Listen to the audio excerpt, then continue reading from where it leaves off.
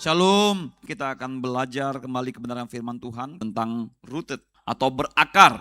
Ya, di poin kedua ini, responmu adalah keberhasilanmu. Ya, kita buka dulu, ya masih belajar dari kisah tentang Maria ini, ya Lukas 10 ayat yang ke-39. Bapak Ibu, saudara-saudari, kita baca ayat ini bersama-sama. 1, 2, 3 ya. Perempuan itu mempunyai seorang saudara yang bernama Maria. Maria ini duduk dekat kaki Tuhan dan terus mendengarkan perkataannya. Dikatakan kata terus mendengarkan, artinya Maria tidak pernah berhenti untuk mendengarkan. Ini adalah respon hati Maria dengan kedatangan Yesus di rumahnya. Bapak Ibu yang saudara-saudari yang terkasih dalam Tuhan kita Yesus Kristus, kalau kita berkomunikasi dengan orang dan orang itu tertarik dengan pembicaraan kita, orang itu tertarik untuk mendengarkan kita, maka orang tersebut akan memberikan telinganya untuk mendengar atau memperhatikan apa yang kita katakan. Benar ya Bapak Ibu ya? Kalau kita berkunjung ke rumah seseorang, ya, lalu kita berbicara, dia tertarik dengan apa yang kita bicarakan, tertarik sama kita. Dia pasti akan fokus. Dia akan memberikan pendengarannya untuk mendengar apa yang kita sampaikan kepada dia. Demikian juga Maria. Ketika Yesus datang ke Betania pada saat itu dan dia mampir ke rumahnya Marta dan Maria pada saat itu, ya. Yang dilakukan Maria adalah dia duduk diam di kaki Tuhan. Dia sudah membeli yang terbaik. Nah, apa yang dia lakukan? Dia memiliki respon. Apa itu responnya? Dia mendengarkan apa yang Tuhan sampaikan. Ya. Dia mendengarkan. Itulah respon hati, sikap hati dari Maria. Dia mendengarkan apa yang disampaikan Tuhan. Sementara Marta sibuk. Ya. Marta pikir apa yang dilakukan itu lebih penting. Padahal apa yang Maria lakukan itu adalah bagian yang terbaik. Respon Maria adalah dia mau mendengarkan. Ya. Mendengarkan apa? Mendengarkan apa yang Tuhan sampaikan. Mendengarkan firman Tuhan. Dari peristiwa ini kita belajar ya, bahwa inilah kehendak Allah. Yaitu kita selalu berespon yang hangat kepada pribadi Yesus dan perkataannya. Ya. Kita selalu hangat ya, ketika kita datang di tahun ini. Bagaimana dengan respon sikap kita kepada firman-firman Tuhan yang selama ini kita dengar? Apakah kita seperti Maria yang fokus memberikan telinga kita, perhatian kita kepada firman Tuhan? Apakah kita memiliki sikap hati yang hangat? Ya. Nggak perlu sampai mendidih Bapak Ibu. Nggak perlu sampai berapi-api, menyala, ya kan? Cukup hangat saja, ya. Maka firman Tuhan yang kita berikan perhatian itu akan menjadi buah dalam kehidupan kita, amin. Ya. Saya rindu, atau tentunya kita semua rindu ketika kita datang kepada Tuhan. Kita memiliki respon, sikap hati yang mau mendengarkan kebenaran firman Tuhan. Ya. Hati yang hangat dengan Tuhan. Kalau hati kita dingin, hati kita sudah melempem, masuk angin, ya, udah nggak hangat, ya, kita datang dengan wajah seram, pulang dengan wajah suram. Kenapa? Hatinya tidak berespon dengan kebenaran firman Tuhan. Ya. Bapak Ibu yang terkasih di dalam Tuhan kita Yesus Kristus, jadi berespon itu sangatlah penting. Ya, untuk kita menjalani tahun ini. Ya, kita akan belajar bagaimana ya kita bisa memiliki sikap seperti Maria ini. Kita akan belajar dari pengalaman bangsa Israel. Ya, bagaimana respon sikap hati dari bangsa Israel ketika mereka keluar dari padang gurun di bawah Tuhan. Dari Mesir ke padang gurun, maksud saya. Ya, kita akan belajar bagaimana respon sikap hati bangsa Israel pada saat itu. Ya, untuk kita belajar ya, ini tertulis dalam Perjanjian Lama. Namun kita tidak akan baca di Perjanjian Lama, kita akan belajar hal ini di Perjanjian Baru. Ya, yang ayat ini dikutip ya di dalam Ibrani pasal yang ketiga ayat yang ke-15 sampai ayat yang ke-19. Ya, saya akan bacakan buat kita Bapak Ibu semua, ya. Bagaimana kita belajar tentang respon sikap hati dari bangsa Israel ini, ya, yang Ibrani pasal 3 ayat 15. Tetapi apabila pernah dikatakan pada hari ini, jika kamu mendengarkan suaranya, janganlah keraskan hatimu seperti dalam kegeraman. Siapakah mereka yang membangkitkan amarah Allah, sekalipun mereka mendengar suaranya? Bukankah mereka semua yang keluar dari Mesir di bawah pimpinan Musa? Lanjut. Dan siapakah yang ia murkai 40 tahun lamanya? Bukankah mereka yang berbuat dosa dan yang mayatnya bergelimpangan di padang gurun? Dan siapakah yang telah ia sumpahi bahwa mereka tak akan masuk ke tempat perhentiannya? Bukankah mereka yang tidak taat? Demikianlah kita lihat bahwa mereka tidak dapat masuk oleh karena ketidakpercayaan mereka. Bapak Ibu yang terkasih dalam Tuhan kita Yesus Kristus, ketika kita membaca ini, sebenarnya kita agak miris membacanya. Agak tragis peristiwa ini. Kenapa? Kok seperti itu? Ya, karena kita bisa lihat sendiri. Ya, bagaimana bangsa Israel ini, ya, ketika mereka berada di Mesir, ya, 430 tahun setelah kematian Yusuf, selama 430 tahun itu mereka mengalami hal yang luar biasa di dalam Tuhan. Pertama-tama apa yang mereka mengalami berkat yang berlimpah di Mesir, ya. Bahkan Tuhan Yesus bukan hanya memberikan kelimpahan berkat bagi kehidupan mereka, tapi bagi pertumbuhan kembang mereka. Ya, mereka sangat cepat pertambahan jumlah penduduknya. Ya, sampai suatu ketika bangkitlah seorang raja Mesir yang tidak mengenal Yusuf. Ya, ketika raja Mesir ini bangkit, dia lihat, bangsa ini kok makin besar. Ya, bahaya kalau gini. Nanti kalau bangsa ini semakin banyak, ya, dan bahkan ketika pada situ diadakan sensus, ternyata bangsa Israel ini lebih banyak daripada bangsa Mesir. Bahaya ini. Kalau mereka sempat membelot, memberontak, selesai kita. Jadi Raja Mesir ini membuat cara bagaimana membuat bangsa Israel ini akhirnya supaya tidak berkembang.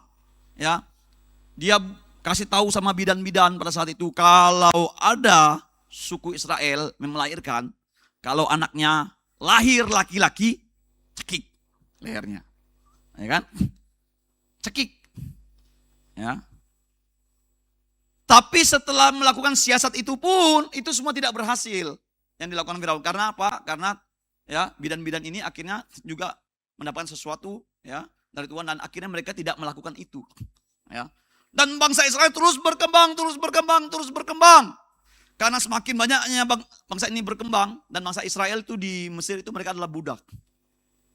Akhirnya mereka diadakan kerja paksa oleh Raja Mesir, diperbudak, ya, mereka dibuat sengsara. Ya, bahkan ketika Musa dan Harun datang menghadap Firaun pertama kalinya, selesai mereka menghadap, apa yang terjadi? Hukumannya makin berat.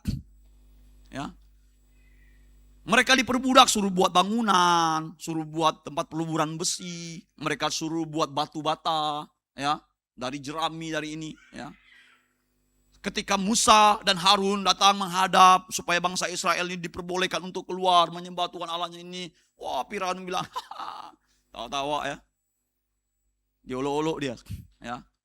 Bahkan ketika mereka keluar di pelataran, Firaun perintahkan buat mereka itu manja, buat makin berat hukumannya. Akhirnya mereka makin berat, Bapak Ibu. Ya, jerami tidak dikasih, bahan baku tidak dikasih, tapi hasil yang harus dibuat orang Israel pada saat pekerjaannya harus tetap sama. Ya. Akhirnya apa? Bangsa Israel ini mengerang. Ya. Tuhan tolong. Mereka mengerang, mereka berseru, mereka berteriak minta pertolongan daripada Tuhan. Dan Tuhan mendengar seruan mereka. Tuhan melihat bagaimana sengsaranya umatnya. Dan Tuhan mengutus hambanya Musa untuk membebaskan bangsa Israel dari perbudakan Mesir. Untuk keluar, ya, melalui perbuatan dan tangannya yang ajaib, yaitu dengan apa? Dengan ke-10 tulah yang Tuhan buat di Mesir, ya, sehingga bangsa Israel keluar dari Mesir. Ya. Kalau kita Bapak Ibu ya di Putus Ibau ini, saya rasa nggak usah 10 tulah ya Bapak Ibu ya, 1 tulah aja ya, bertobat semua kita nih. Ya. Coba bayangin kalau tulah yang pertama di tempat kita terjadi, di tempat kita, apa? Tulah yang pertama anak sekolah, air menjadi darah. Kita Bapak Ibu buka PDAM di rumah, air keruh aja ngomel-ngomel. Sampai se-RT kedengaran. Wah, air PDAM apa ini? Buat status sudah bro, posting. Ya, air susu guys. PDAM kita apa nih gimana? Ngomel-ngomel. Apalagi kalau air menjadi darah, hujan darah. Ya kan? Buka keran darah. Mau cedok air tong darah. Mau gali sumur darah. Ya, kalau kita terjadi seperti itu, saya percaya bertobat semua orang itu. Tuhan, ampun Tuhan. Ya, cukup Tuhan. Ampuni kami. Biarlah ini lalu daripada kami. Ya kan? Benar enggak Bapak Ibu? Ya. Enggak bisa bayangkan Bapak Ibu. Tapi di Mesir 10 tulah. Itu pun karena Tuhan mengeraskan hati Firaun. Ya. Kalau Tuhan enggak mengeraskan hati Firaun, ya jungkir balik juga. Tapi karena Tuhan mengeraskan hati Firaun dan membesar-besarnya, sehingga mereka tahan. Sampai, karena apa? Dengan tujuan Tuhan menyatakan kemuliaannya. Tuhan ingin memperlihatkan kuasanya. Ya. Sampai akhirnya tulah yang ke-10 terjadi. Anak sulung mati. Anak sulung manusia, anak sulung hewan mati semua. Dan akhirnya bangsa Israel itu keluar dari Mesir. Mereka keluar dari Mesir. Menuju tanah perjanjian yang akan Tuhan berikan pada mereka. Namun tragisnya, ini Bapak Ibu kita baca. Generasi pertama yang keluar dari Mesir ini. Umur 20 tahun ke atas laki-laki. Semuanya meninggoy di padang gurun. Mati. Kecuali 2 orang ini. Siapa?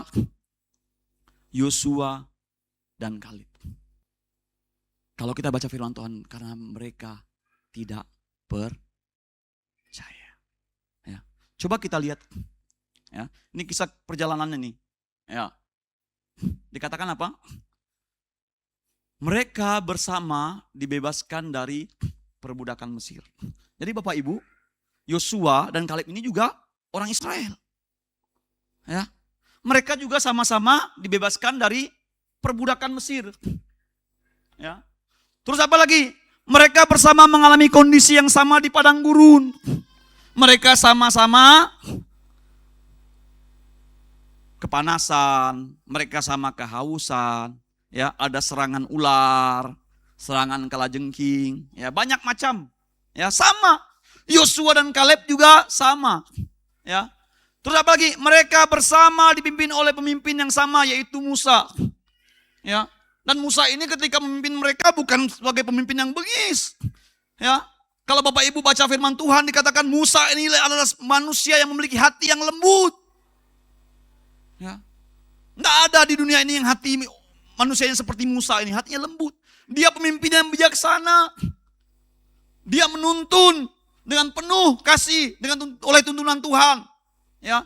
Bahkan dia sebagai penengah, pendamai, dia kerap kali berpuasa untuk bangsa Israel supaya Tuhan tidak murka. Itu yang Musa lakukan. Ya. Sama Yosua juga dipimpin oleh Musa ini dan Kaleb ini. Ya. Terus ya, ketika mereka keluar pada malam hari itu, ya, mereka dipimpin oleh tiang api pada malam dan tiang awan pada waktu siang. Sama. Ya.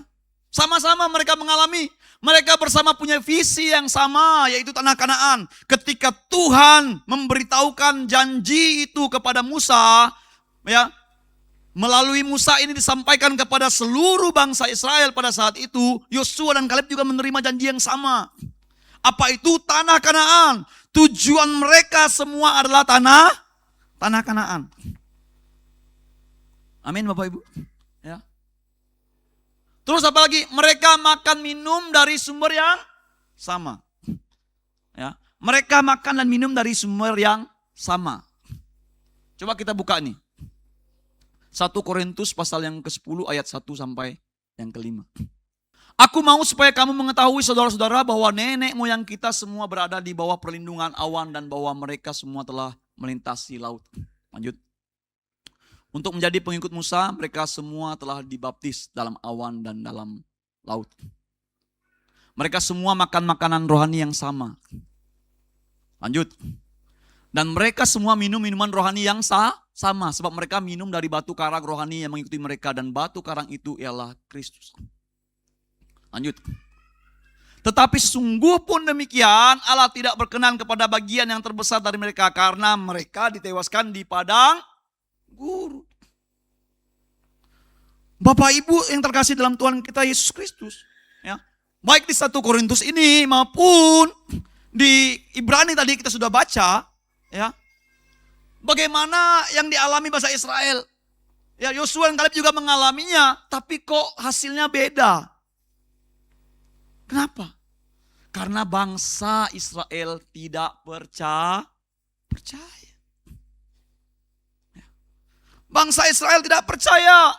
Dan karena ketidakpercayaan bangsa Israel ini, maka mereka hidupnya melakukan dosa. Karena ketidakpercayaan, karena respon hati mereka yang tidak percaya kepada firman Tuhan, janji Tuhan, akhirnya mereka melakukan dosa. Mereka menyembah berhala, mereka berzina, mereka memberontak. Ya. Banyak hal-hal yang mereka lakukan yang melukakan hati Tuhan. Bahkan sudah berapa kali Tuhan mau memusnahkan bangsa Israel pada saat itu. Kalau tidak ada Musa sebagai penengah, udah selesai. Bahkan Tuhan pernah katakan sama Musa, saya mau memusnahkan semua. Saya akan bangun suatu bangsa dari keturunanmu. Musa bilang, janganlah Tuhan. Nanti kalau orang lain dengar gimana? Tuhan bawa bangsa Israel hanya untuk memusnahkan di padang gurun. Gimana dong Tuhan? Nanti namamu akan dicela mereka. Mereka akan bilang Tuhan gak sanggup apa segala macam. Akhir redalah amarah Tuhan. Tapi Tuhan berkata, aku berkata, ya, mereka yang keluar umur 20 tahun ke atas, tidak ada satupun mereka yang akan masuk bangsa ke tanah Kanaan. Semuanya akan tewas padang gurun kecuali siapa? Yosua dan Kaleb. Kenapa? Kenapa mereka berdua ini berbeda? Ya, karena mereka percaya. Amin. Mereka percaya. Hidupnya taat kepada Tuhan. Mereka percaya. Bahkan kalau kita baca dalam Bilangan 14 ayat 24. Tetapi hambaku Kaleb, karena lain jiwa yang ada padanya dan ia mengikut aku dengan sepenuhnya, akan kubawa masuk ke negeri yang telah dimasukinya itu, dan keturunannya akan memilikinya. Amin. Dua orang ini lain jiwanya, bukan kelainan jiwa Bapak Ibu. Beda, ya. Kalau kelainan jiwa tuh yang kayak kita lihat dulu, tapi saya enggak pernah lihat lagi yang gini tangannya yang jalan sampai ke graminnya, balik lagi, ya. Itu kelainan jiwa. Kalau ini jiwanya lain, mereka memiliki pribadi yang berbeda, ya, sikap hati yang beda terhadap Tuhan. Apa itu? Mereka memiliki respon sikap hati yang percaya kepada Tuhan. Janji sama diterima dengan yang lain sama. Ya, jadi Bapak Ibu yang membedakan, ya, bangsa Israel dengan Yosua dan Kaleb ketika menerima janji itu bukan karena permasalahan di padang gurun. Bukan karena pencobaan, bukan karena musuh yang menyerang, bukan karena sakit penyakit, bukan karena persoalan-persoalan yang mereka alami di padang gurun. Ya. Bukan itu permasalahan mereka tidak sampai ke tanah Kanaan, tapi permasalahan yang membuat bangsa ini tidak sampai ke tanah Kanaan, yang membuat mereka binasa di padang gurun. Generasi pertama keluar dari Mesir ini adalah sikap hati yang tidak percaya. Ya. Coba baca lagi Ibrani 3 ayat 19 tadi. Demikianlah kita lihat bahwa mereka tidak dapat masuk oleh karena apa? Ketidakpercayaan mereka. Jadi bukan karena masalah, bukan karena musuh, bukan karena Tuhan merintangi mereka. Ya. Bukan karena masalah makanan, bukan karena masalah minuman. Ya, dan lain sebagainya yang mereka alami di padang gurun, bukan karena masalah itu. Tapi masalahnya adalah ketidakpercayaan.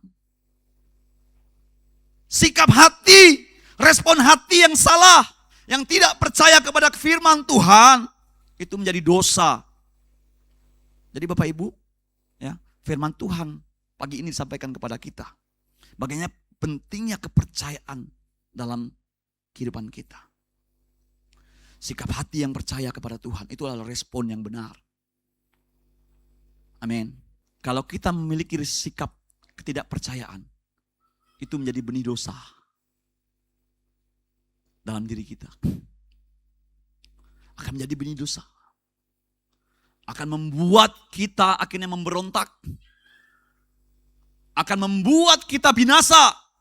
Kenapa? Ketidakpercayaan. Bapak Ibu yang terkasih dalam Tuhan kita Yesus Kristus.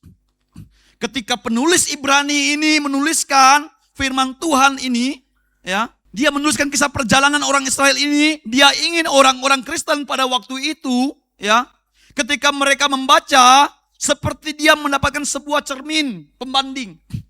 Bangsa Israel ini kok bisa ya?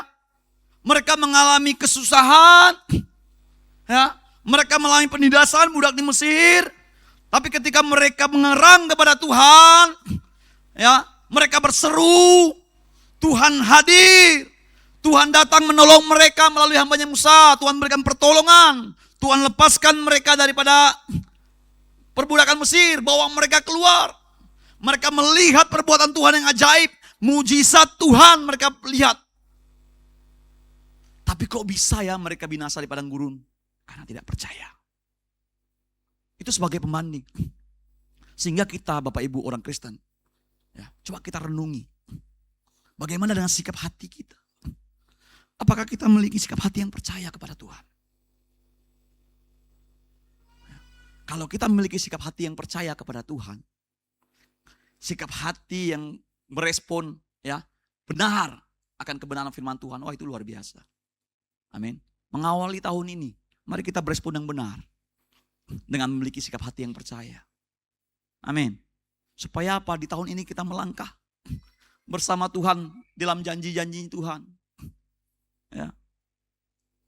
Bapak Ibu, kalau kita pernah nonton film-film bagaimana kisah orang melamar ya Bapak Ibu ya. Pernah kalau nonton film-film barat ya, kalau orang barat tuh melamar, dia kan melamar kan nggak selalu di pada saat apa, kadang-kadang di tempat makan, di jalan, tiba-tiba datang lagi jalan sama pasangannya ya kan, sama target nih ya. Lalu dia bawa kotak cincin, ya kan? Benar nggak? Lalu dia buka apa? Cincinnya sambil wah.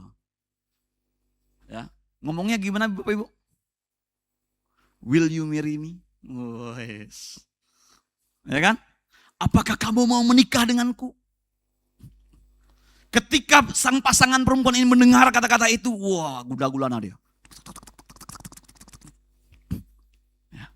Tapi ketika pasangan ini berkata, no, tidak, maka akan ada suatu hal yang terputus. Mimpi-mimpi ke depan akan hilang.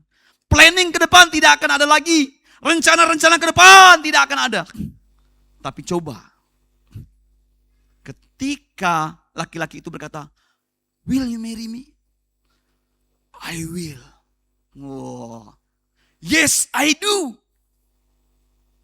Bapak Ibu, cincin dipasangkan.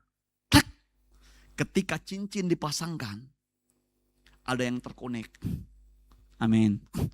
Ada yang terkonek. Langsung muncul planning ke depan semua. Rencana ke depan. Mimpi-mimpi ke depan itu terbuka semua. Demikian juga kita dengan firman. Kalau kita memiliki respon sikap hati yang benar, percaya.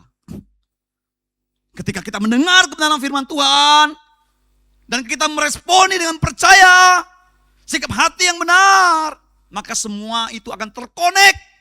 Firman itu akan terkonek dengan kehidupan kita. Tuhan akan memperlihatkan bagaimana rencananya dalam kehidupan kita di tahun ini, amin. Dia akan membuka semua jalan bagi kita. Ya, apa yang Tuhan mau kerjakan, Dia akan menyatakannya bagi kita. Kenapa? Terkonek Bapak Ibu. Tapi kalau kita, sikap hati kita, respon hati kita tidak percaya, hati kita sudah dingin tadi, ya, nggak akan terkonek. Ya. Makanya Bapak Ibu, ketika kita mendengar ini, mari kita merenung. Sudahkah kita memiliki sikap hati yang percaya, respon yang benar terhadap kebenaran firman Tuhan? Kalau kita memiliki itu, tentu ketika kita datang ke gereja, kita sudah persiapkan segala sesuatunya. Amin. Kita nggak akan lagi tiktokan lagi dalam gereja, ya kan? Happy Sunday guys. Kita tidak akan lagi cengar-cengir, ngobrol, tapi kita fokus. Kenapa? Karena ketika kita merespon benar tentang kebenaran firman Tuhan, itu akan terkonek dalam kehidupan kita. Ya. Jangan sampai ketidakpercayaan membuat janji Tuhan di depan kita tidak peroleh. Bahkan kita ditewaskan. Banyak orang-orang zaman sekarang ini, penduduk dunia, akibat ketidakpercayaan kepada Tuhan. Ya, mereka seperti bangsa generasi pertama itu, tewas tanpa menikmati janji Tuhan. Kenapa tidak percaya? Bahaya Bapak Ibu ketidakpercayaan ini. Ya, jangan sampai benih ketidakpercayaan itu ada dosa. Ya, dia akan selalu muncul. Tapi kalau kita tidak atasi, bahaya. Ya, kita harus mengatasi itu, amin. Mau mengatasinya? Bapak Ibu mau nggak mengatasinya? Mau nggak mengatasi ketidakpercayaan?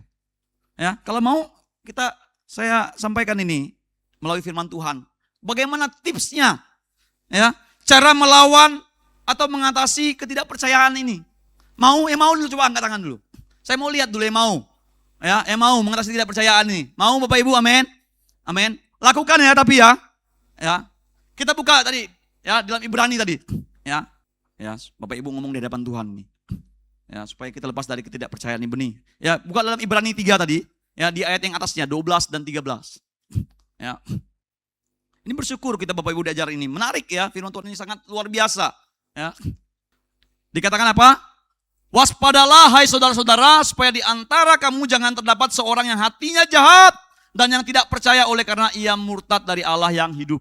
Ayat yang ke-13.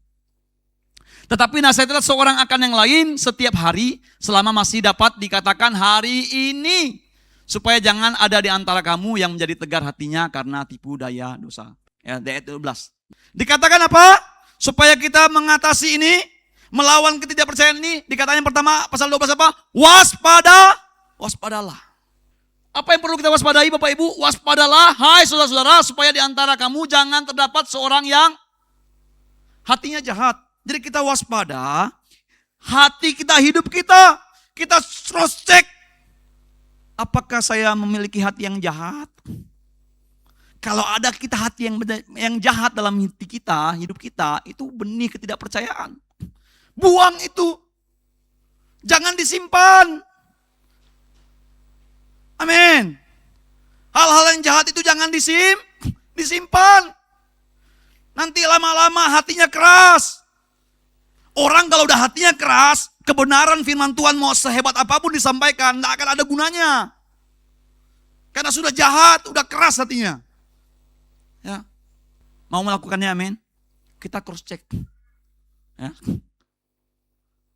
Setiap hari kita cek hati kita. Hidup kita ini cek. Ada enggak yang jahat ya dalam hati aku ya? Waspada. Kalau ada yang jahat, buang. Ketika dia muncul ketidakpercayaan itu, buang. Amin. Tolak. Ya. Jangan biarkan itu ada. Ya. Nggak perlu harus dicek dulu sama Bapak Gembala. Bagaimana hatimu? Bapak Ibu. Ya. Saudara-saudari. Ya. Setiap hari masing-masing kita cross check. Kita yang tahu hati kita. Ya. Yang kedua, bagaimana cara melawan atau mengatasi ketidakpercayaan ini? Ayat yang ke-13 tadi. Tetapi nasihatilah seorang akan yang lain setahun sekali. Begitu? Tidak Bapak Ibu. Dikatakan apa? Setiap hari. Selama masih dikatakan hari ini. Bapak Ibu yang terkasih dalam Tuhan kita Yesus Kristus. Kalau ada orang yang tidak kita kenal. Ya. Tiba-tiba datang sama kita ngomong, kamu tuh gak boleh gini. Apa respon kita? Kok siapa? Siapa lu ngomong gitu sama aku? Ya. Tetapi firman Tuhan ini berbicara bagaimana nasihat ini tentang saudara seiman kita. Oleh karena itu Bapak Ibu, yuk kita di sini ada komsel. Amin. Cara mengatasi dari ketidakpercayaan ini, kita ada komsel, amin. Datang terlibat di dalam komsel. Karena di komsel kita akan selalu menasihati seorang akan yang lain. Jadi untuk mengatasi ketidakpercayaan ini bukan hanya dari kita sendiri aja yang selalu waspada, tapi kita juga butuh nasihat orang lain yang menegur kita. Dan kita juga yang sering menasehati, menegur, kita juga harus siap untuk koreksi. Saling menasehati, makanya kita ada komsel. Yo, tergabung komsel. Ya. Supaya apa, yang menasihati kita adalah keluarga terdekat kita. Kan saya tadi sudah sampaikan, kalau orang lain yang kita tidak kenal, ngomong langsung tiba-tiba, oh, ibu gini. Pasti kita bilang, siapa Anda? Urusan apa? Tapi di dalam komsel, kita akan bertumbuh bersama. Amin. Itu salah satu mengatasi ketidakpercayaan kita. Ini firman Tuhan ngomong. Setiap hari loh Bapak Ibu. Ya. Kalau selama masih dikatakan itu hari ini. Ya. Jangan takut untuk tergabung dalam komsel. Saya takut kalau tergabung dengan komsel. Nanti borok-borokku ketahuan semua. Ya kan? Karena nanti di komsel ada kesaksian gini-gini. Takut dosanya ketahuan. Ya kan? Karena memang dosanya seperti itu. Sifat dosa itu apa? Bersembunyi. Ketika Adam jatuh dalam dosa, apa yang dilakukan Adam? Bersembunyi. Sampai Tuhan datang, Adam, di manakah engkau? Ya kan? Ini kayak main petak umpet Bapak Ibu. Ya. Wow, sembunyi Adam. Karena dosa intinya seperti itu, bersembunyi. Sehingga takut kita ikut komsel. Takut bercerita. Padahal jelas-jelas firman Tuhan katakan, siapa yang mengakui pelanggarannya akan disayang. Dia beruntung, disayang. Siapa yang menyembunyikan pelanggarannya tidak akan beruntung. Tapi siapa yang mengakuinya dan meninggalkannya akan disayang. Tapi iblis akan selalu membuat kita, nanti kau ketahuan loh kalau kau ini. Ya, padahal kita semua ini sudah berbuat dosa. Kita sudah cacat dari Adam. Semua keturunan Adam itu sudah cacat karena dosa. Ya, cuman casing-casing dosanya aja yang berbeda-beda. Ya. Tapi dosa itu sifatnya bersembunyi. Ya. Nggak mau dia, ketakutan dia mau sakit. Kenapa? Iblis itu senang kalau kita tidak mengaku dosa. Ya, makanya kita nggak mau tergabung komsel. Nanti di komsel ada kesaksian. Kalau kesaksian aku ceritakan nanti bahaya. Ya, makanya komsel ini ya kita keluarga dalam Tuhan menasehati. Ya, bukan ketika mendengar kesaksian orang lalu kita jelek-jelekin dia di luar sana, bukan. Ya, kacau juga kayak gitu kadang. Ya, kita menasehati. Ya, menjadi berkat. Amin. Ya. Karena kita nggak pernah lihat orang ketika berbuat dosa, ya langsung bangga dia. Saya tadi malam sudah mencuri rumah ini dapat hasil, tidak ada. Karena apa? Dosa itu sifatnya menyembunyikan, nggak ada. Ya, makanya tergabung usul. Amin. Ya, jangan sampai benih ketidakpercayaan ini masuk. Ya, waspada. Kalau ada hatinya yang jahat, buang. Dan saling menasehati. Ya, saling memotivasi, memberikan nasihat. Amin. Ya, coba bilang dulu kanan kirinya. Dengan senyum yang terbaik. Kehadiranmu sangat dibutuhkan bagi kerohanianku. Wah. Kehadiranmu sangat penting bagi iman Kristen saya. Amin. Bilang itu. Makanya Bapak Ibu, 1 tahun ini saya rindu semuanya sudah tergabung komsel. Amin. Ya. Baik, lanjut Bapak Ibu. Kita kembali ke slide tadi. Tentang Yosua dan Kaleb tadi. Ya. Inilah suatu perbedaannya. Mereka memiliki sikap hati yang percaya. Sehingga Yosua dan Kaleb mengalami janji Tuhan. Ya. Mengalami hal yang luar biasa itu dari Tuhan. Tetapi bangsa Israel yang lainnya, ya, mereka binasa. Bayangkan Bapak Ibu kalau sesuai dengan sensus pada saat itu, ya, kita baca kitab Kejadian, ada 600.000 lebih loh. Yang tercatat itu 600.000 lebih. Bayangin, 600.000 lebih. Ya, cuman 2 aja. Yang lainnya tewas. Ya, jadi generasi yang masuk ke tanah Kanaan itu udah generasi yang lahir di padang gurun.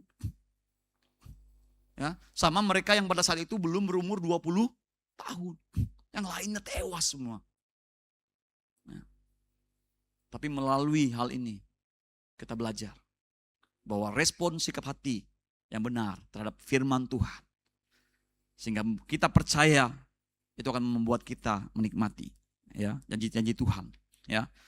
Terus kita belajar lagi langkah penting apa ya? Langkah penting untuk kita menerima firman Tuhan ya. Coba kita buka slide berikutnya. Ya, kita baca dulu ayatnya. Yakobus 1 ayat 19 ini. Hai saudara-saudara yang kukasihi, ingatlah hal ini.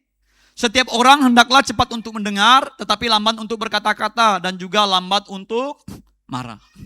Sebab amarah manusia tidak mengerjakan kebenaran di hadapan Allah. Sebab itu buanglah segala sesuatu yang kotor dan kejahatan yang begitu banyak itu, dan terimalah dengan lemah lembut firman yang tertanam di dalam hatimu, yang berkuasa menyelamatkan jiwamu. Lanjut. Tetapi hendaklah kamu menjadi pelaku firman dan bukan hanya pendengar saja. Sebab jika tidak demikian, kamu menipu diri sendiri. Sebab jika seorang hanya mendengar firman saja dan tidak melakukannya, ia adalah seumpama seorang yang sedang mengamati mukanya, yang sebenarnya di depan cermin. Baru saja ia memandang dirinya, ia sudah pergi atau ia segera lupa bagaimana rupanya. Ya. Kita sudah tahu lah ya, kalau bercermin itu seperti apa. Kita bahkan kalau ke gereja nih, ya pasti bercermin semua, berkaca, ya kan. Langkah-langkah apa yang penting ya bagaimana untuk menerima firman Tuhan ini? Yang pertama tadi dikatakan apa? Latih diri kita untuk cepat mendengar firman Tuhan. Ya. Bukan cepat untuk marah. Cepat mendengar firman Tuhan. Kalau kita nih tak bolak-balik kalau lagu itu bilangnya. Cepat mendengar berita hoax.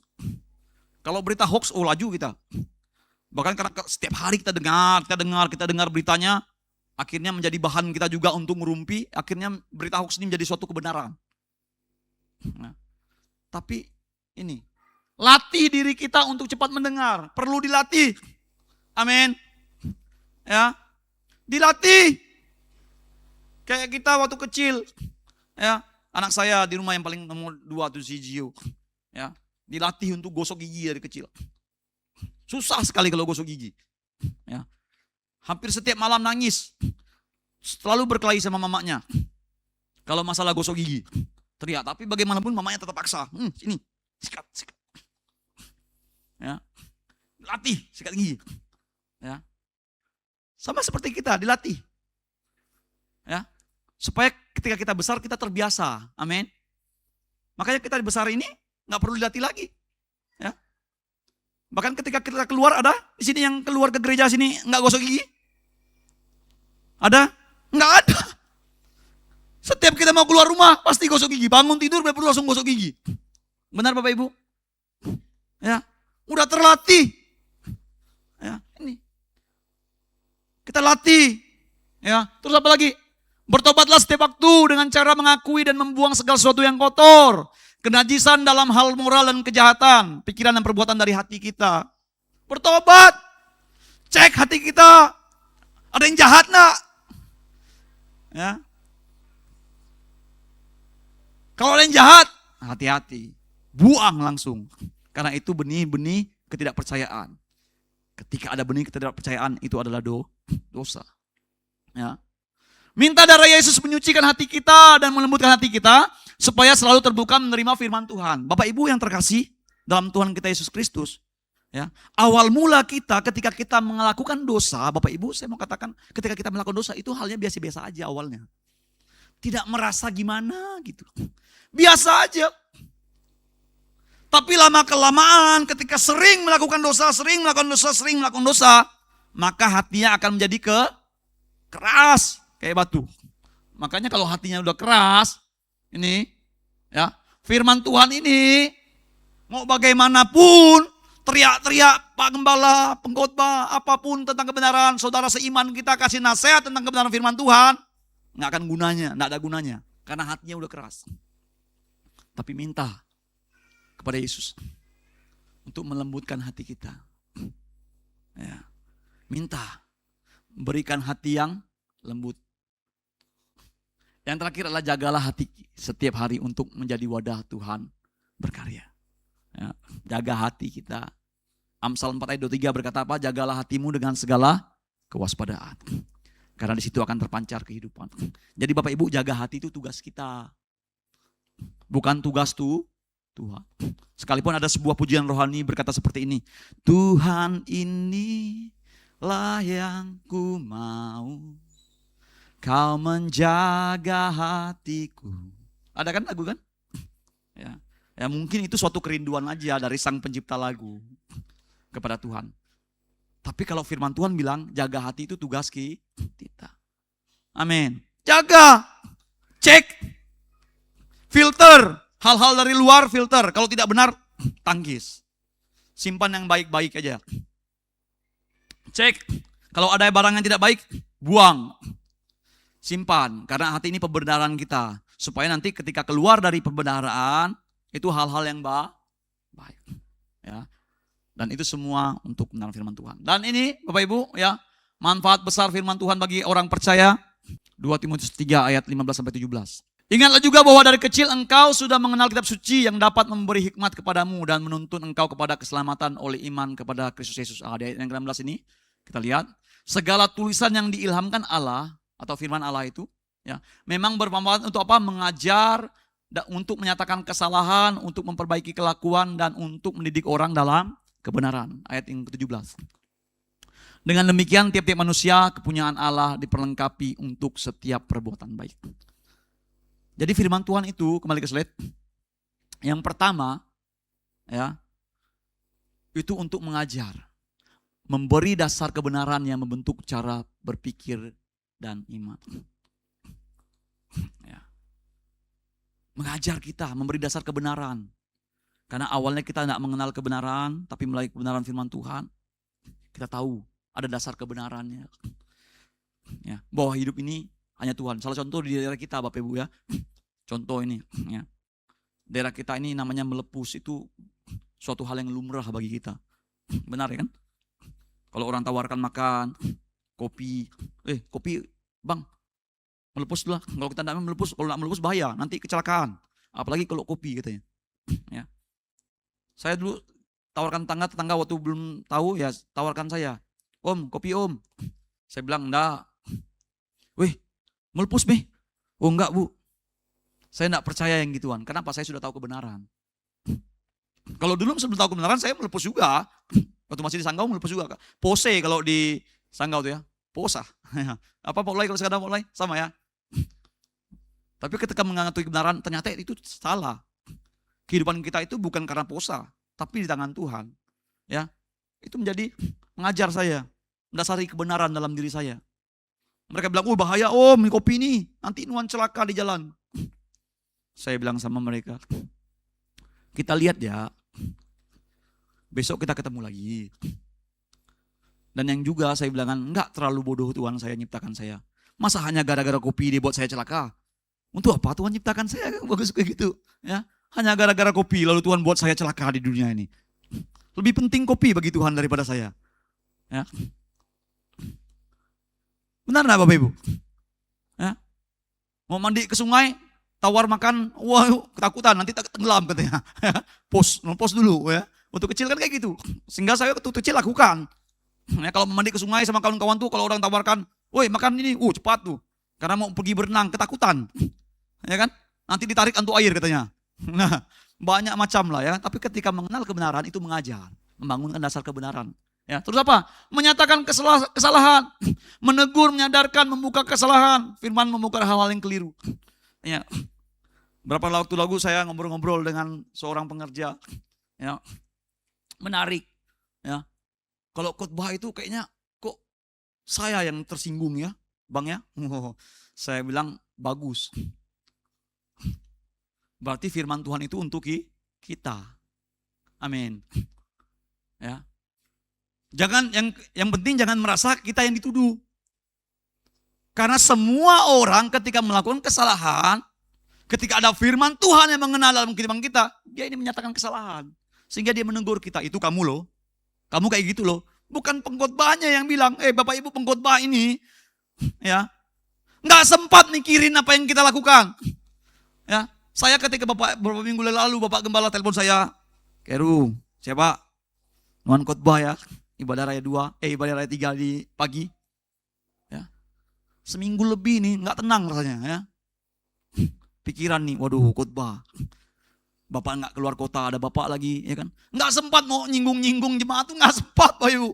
Ya. Jadi jangan berpikir kalau pengkhotbah ngomong pakai ilustrasi, pakai firman, pakai ini, seolah itu menyinggung kita.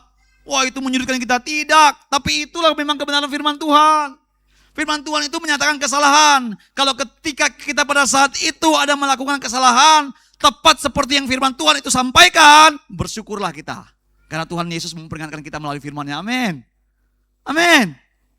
Bersuka cita. Ketika itu dikatakan, itu kamu loh. Amin. Bukan, wah apaan tuh Pak Gembala ngomongin saya terus. Apa itu? Udah lah, minggu depan saya tidak mau ke gereja.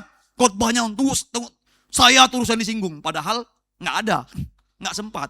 Bahkan ya khotbah itu ya, Pak Gembala sudah bilang bukan kadang-kala ya, memang seperti itu ya. Pak Gembala sudah bilang kan, udah jauh-jauh hari sudah dipersiapkan, ya, nggak sempat baru malam mau siapkan, nggak ada. Ya, ini memang inilah firman Tuhan, bersyukur kita. Terus apa lagi firman Tuhan? Ya, selanjutnya, memperbaiki kelakuan, memulihkan ke posisi yang benar atau meluruskan yang bengkok. Ya, firman memulihkan hidup seorang, ya, meluruskan, ya, memperbaiki kelakuan kita. Terus apa lagi? Mendidik orang dalam kebenaran, memiliki hidup yang berdisiplin, pembinaan, pelatihan, berkelanjutan, sehingga firman Allah itu membentuk karakter secara konsisten. Amin. Amin Bapak Ibu. Amin. Firman Tuhan pada pagi hari ini di poin yang kedua. Responmu adalah keberhasilanmu. Respon kita ya adalah keberhasilan kita. Artinya pilihan ada di kita, bukan di Tuhan. Respon itu pilihan kita, bukan pilihan Tuhan. Ketika Tuhan datang ke Betania, ke rumah Marta dan Maria, pilihan ada di tangan Marta dan Maria. Marta berespon, awalnya sama-sama menerima Tuhan dengan terbuka. Tapi respon Marta, dia tidak meresponi perkataan Tuhan. Dia sibuk dengan perkara-perkara yang tidak penting. Jangan sampai kita terjebak Bapak Ibu. Tapi kita sudah belajar minggu lalu memilih yang terbaik.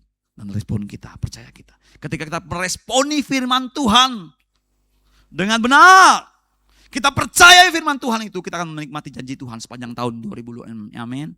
Amin. Ya, seperti yang orang melamar tadi. Ya, ketika dia katakan, yes, I do, I will.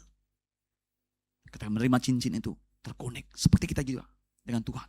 Ketika kita meresponi firman Tuhan, maka itu akan terkonek dalam kehidupan kita, akan terhubung. Sehingga Tuhan akan memperlihatkan perbuatan yang ajaib. Kita akan mengalami janji-janji Tuhan. Apa yang sudah Tuhan nyatakan, apa yang akan Tuhan nyatakan, apa yang sudah Tuhan rencanakan bagi kita di tahun ini. Kalau kita meresponi itu semua dengan sungguh-sungguh, dengan hati yang percaya, maka saya percaya kita semua akan mengalami berkat Tuhan di tahun ini.